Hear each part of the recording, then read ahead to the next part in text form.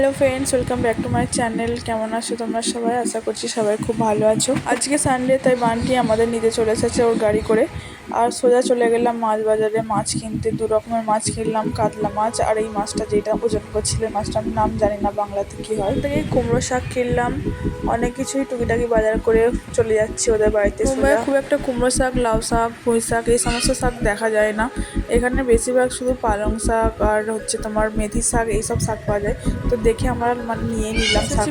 বাড়িতে এসে রান্না চালু করে দিয়েছি। এখানে আমার শাশুড়ি কলমি শাক, আলু ভাজা, সিম ভাজা এসব ভেজে রেখেছে, ভাত হয়ে গেছে। আমি করছি মাছ ভাজা, মাছের ঝোলটা আমি করব। মোটামুটি কাতলা মাছ সব ভাজা, সব মাছ ভাজাগুলো হয়ে গেছে। মাছের মাথাটা লাস্টে ভেজে নিচ্ছি, একটা পোগো ভাত দিয়ে খাবে। আর পোগোর জন্য বেসিক্যালি আমরা মাছের মাথাটা রেখে দিই, আমরা নিজেরা খাই না। আর এখানে সব সবজিগুলো একসঙ্গে ভেজে নিচ্ছি, ভালো করে একটু একসঙ্গে ভেজে নিয়ে তারপরে মশলা করে মাছের ঝোলটা করব।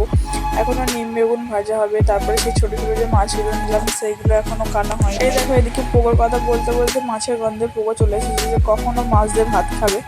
যখনই মাছ হয় ওর খুব আনন্দ হয়, ওকে দেখে বোঝা যায়, কিচেনে বারবার উঠে দিয়ে যায় যে কখন তরকারিটা হবে। এখানে মাছের ঝোলের মশলাটা আমি করে নিচ্ছি আগে। সব কিছু রান্নাটা করতে করতে অনেকটাই প্রায় লেট হয়ে গেল। এইদিকে মাছের ঝোলটা আমি বসিয়ে দিচ্ছি, মাছের ঝোলটা বসিয়ে এদিকে আবার আমাকে নিম বেগুনটা ভাজতে হবে। আর এখানে ছোটো ছোটো মাছগুলো আমার শাশুড়ি কাটছে, এই অর্ধেকটা কাটা শুরু হয়েছে।